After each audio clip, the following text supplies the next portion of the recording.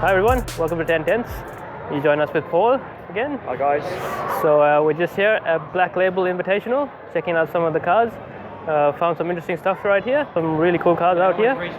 And so yeah, let's go check it out. When we first sort of walked in, it's like everything's, you know, JDM, lots of Skylines, that sort of stuff. Exactly. Into Skylines. Which isn't really my cup of tea. Yeah. But there's the end, the section up the end there with all the European cars. Yeah, I think. Which I think we've said before is more my scene. But yeah, I appreciate everything because. I mean, some really top cars here. Like really great builds. Yeah, there's a lot of money, a lot of hard work and effort goes into these things. So. Yeah, there's some pretty cool cars. I mean, even we appreciate stuff that looks pretty clean, like this. I feel like this. It looks pretty stock. I mean, I think you can't really mess up an RX7. Keep it simple, and it looks fantastic. I like the number plate on it. Yeah, Dorito. It's a pretty cool looking car actually. It's kind of strange. The one with the cleaner spec cars usually look the best. Yeah, I like them when they're not too heavily modified. Yeah. And here's one of the unusual cars that I was talking about. The Autozam. That looks like it's been put in the washing machine and shrunk or something. Yeah, so it's like a first gen MR2 with a little, like the kick spoiler at the back. Pretty much. But yeah, gold wing doors. I think Jay Leno has one of these. Of course he has. He's got everything, hasn't he? Actually, the front looks like an RS200. So with the doors, kind of looks like an old school gull wing. Yeah. With an RS200 front and a mid-engine from an MR2. I haven't seen wheels that small since probably about 1983, I reckon. And then compared to like a set of 18s, they're tiny, aren't they? I think they fit the period history. But if you had 18s on that car, it'd look ridiculous. Oh, for sure. And it just wouldn't handle. And I don't think it'd fit, because let's look at how much clearance is there already. Yeah, you'd have literally no wheel arch gap, would you? It's actually quite a cool little car, isn't it? Just behind it, something a bit more mainstream, perhaps, a bit more classy. Still quite rare though. I remember these when I was growing up. Mercedes 190 Cosworth. Yep. When obviously that came out at the same time as like the Sierra, Cosworth, and RS500s. All those guys. I think Ayrton Senna brought this car to fame back in the day. Which, yeah, you can say back in the UK, yeah, the Sierra Cosworth was the big daddy at the time. Aside from the body kit and the spoiler, it could be any Mercedes 190, couldn't it? Or any Mercedes C-Class at the time. Although you got the racing seat here, it probably gives it away a bit. Yeah, that's a bit of a giveaway. And probably the world's longest gear stick. Oh yeah. The cool Focus RS there. Focus RS. Do you reckon he's trying to copy Seen Through Glass with a roof box on the top? Yes. Shout out to Seen Through Glass. Yeah, exactly. Drive around. It'd be a bit uncomfortable to drive around the world in this thing, though. Yeah. Probably won't fit through the toll booths. Yeah. Although that being said, it's been nicely done. Just a little bit over the top. Over the top. But nicely done. But you know, this is a modified car show, so you gotta expect it. This must throw up so much dirt onto the car. You've been cleaning it every 5 minutes. Every 5 minutes. You thought the Senna was bad. Think about this. Probably the most out there Focus RS at the show right now.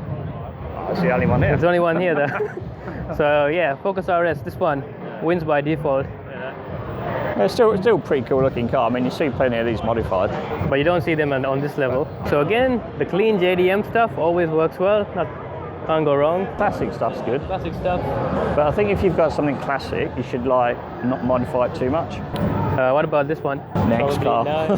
Next car. This super duper wide Porsche 993. So yeah, even though I've just said I don't like bolted on body kits. Yeah, bolt on body kits. What do you think about this? I still don't like seeing the bolts. However, this is a Porsche, so. And it's been done really well.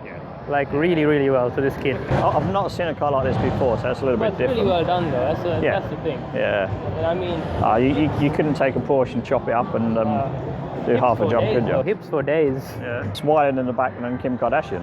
Exactly. I reckon.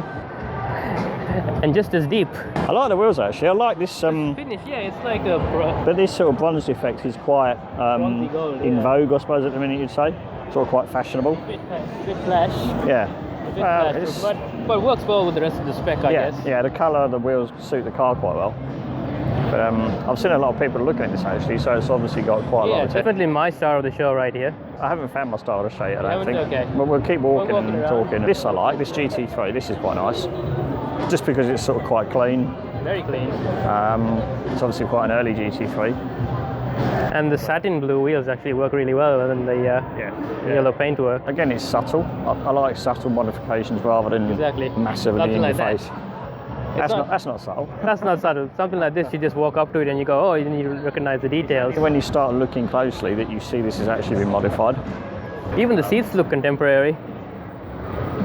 Yeah. That looks more like the 991 seat. Yeah, they look like a newer gen London seat, don't they? It's a good looking car though. It's aged well actually. Yeah, you don't see many. Even though it has the controversial fried egg headlights. Yeah, you don't see any 996 GT3s, do you? No. And then here we have, I think this is the Mark III Supra. Oh, was it? Oh, okay, geez, that's quite square, isn't it? Pretty much unrecognizable as a Supra right now. I was going to say the one I would recommend recognise as a Supra. The Mark IV onto it. Yeah. Has it gone? No, there's one over there. There's a black one. We'll see in a minute. Probably can't miss what it is with writing like that. It's not subtle, is it? Yeah, it gives it away slightly.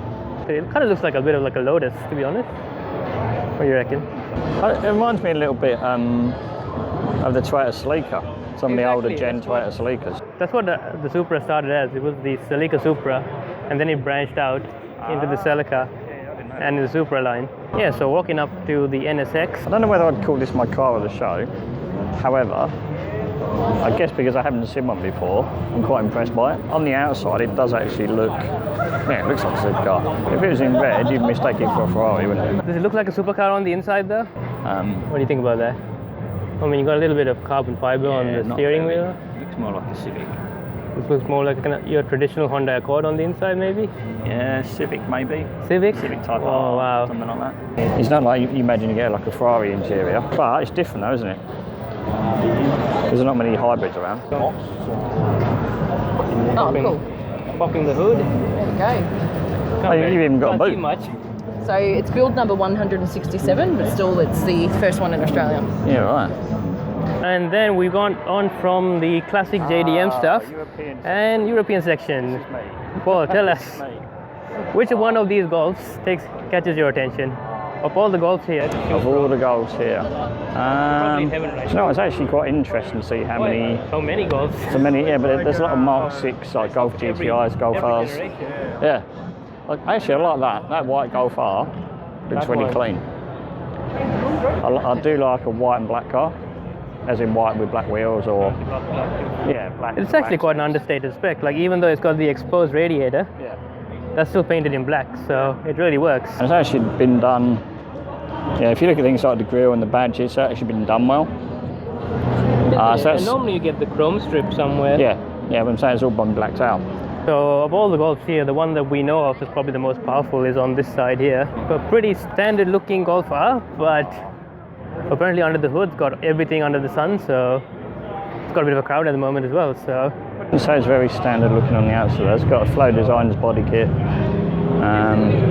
It's almost like a dark Nardo grey, isn't it? It is, isn't it? But it's pushing out about 480 horsepower, this thing. So probably quite a handful, even with all-wheel drive. Yeah, I would say it's probably enough for a Golf, isn't it? Yeah. I like that silver Golf R, that's quite nice. You like every Golf R, Paul? Not every Golf R. Some of them are done a bit distastefully. Silver's quite an unusual colour for a Golf R. So it's quite nice to see that. Shout out to James Mark 6R on Instagram. I still really like this Mark 1. GLD, that's a diesel. It's a diesel? Yeah, GLD, look, I've just noticed that. It's a diesel. So I think, so here goes your memory. I think it's a 1.6 diesel or 1.8 diesel or something fairly low powered. It's got a golf ball gear stick, which means you think it's a GTI, but I guess you can get those aftermarket.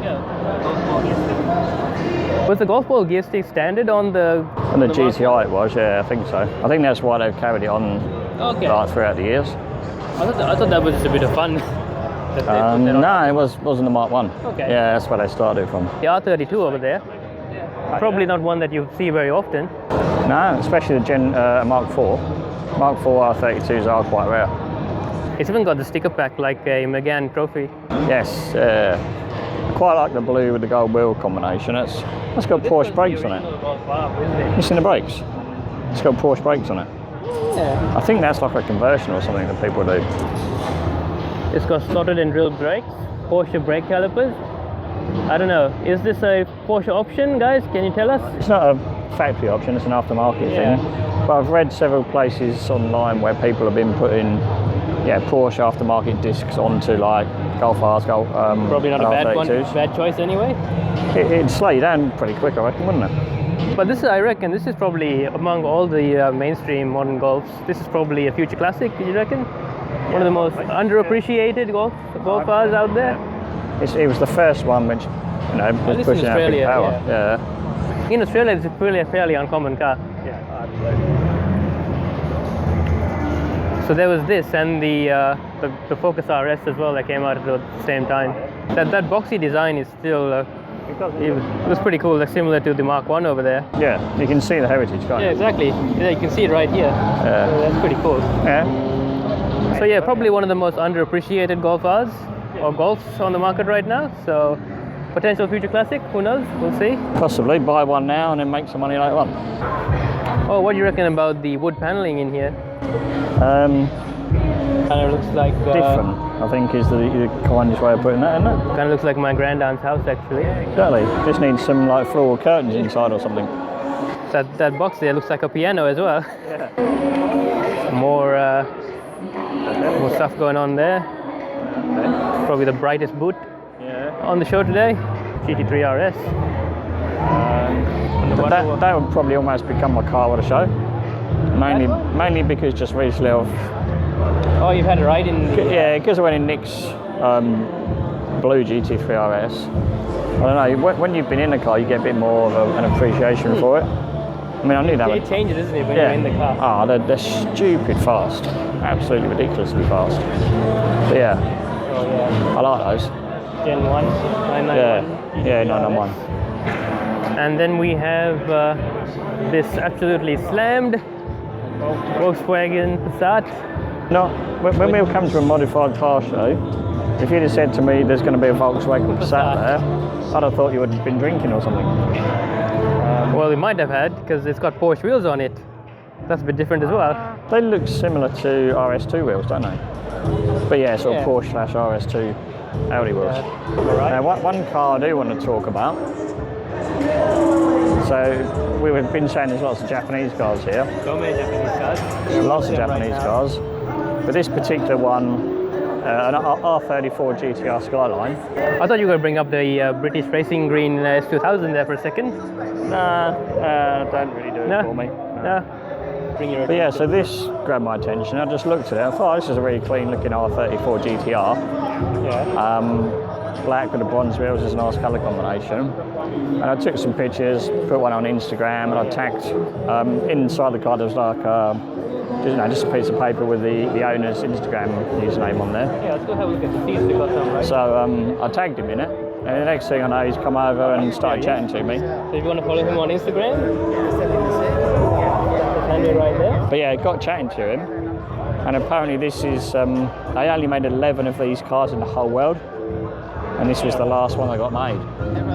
And yeah, he's telling me 1 of 11 in the world. This is the last one of the 11 to be made. Yeah, right. It was a 2001 car and it's done about 40,000 kilometres. So well used. Nice. So, oh yeah, absolutely. Nice to see. But yeah, so this actually got my attention because I don't know whether because it was parked sideways, it suddenly took my attention or whatever, but I came over and started having a look and it's like, actually this is a clean looking car. For someone that's 18 years old, it's obviously been looked after and cherished and loved and whatever. So yeah, it's got all the Tommy Kyra. This is like the Tommy Mackinnon edition of the GTR world, isn't it? Yeah, I guess you could call it that, but I think the owner would be a bit upset if you said that. Well, what's wrong with being the Tommy Mackinnon edition of something? There's probably about 4 million of those made. All right. But okay, 11 of But yeah, so 11 of these in the whole world. And he's like, and you think he was saying this is the only one in Australia? So you know, rarer than some Ferraris and Astons and McLarens and all that sort of thing. Not as rare as that one though. No, sure. When you've seen one of those. There probably is only one of those in Australia. Yeah, but for a different reason, I reckon. So hope you guys enjoyed our tour of the Black Label Invitational. And so Paul, what are your thoughts about the show? First ever one? I enjoyed it. It was really good. Yeah. It's a variety. Yeah, there was. Yeah, when I walked in, I thought, oh, it's just JDM stuff. But the more you walk around, there was different stuff. It was rare stuff. Yeah. It's actually quite, just don't appreciate how many special JDM stuff there is out there until you come to a show like this. So, but that was good. It was a good show. Yeah. Met lots of cool people, lots of cool owners. Who knows, maybe one of them will be on the show in the future. Yeah, maybe. So just stay tuned for some of that. It was really good to be here at the Black Label Invitational. And yeah, hopefully this event goes on for more years to come. Pretty well organized actually. So hopefully you enjoyed that. And make sure to like and subscribe if you enjoyed the video. And we'll see you in the next one. Cheers. Cool. Cheers, guys.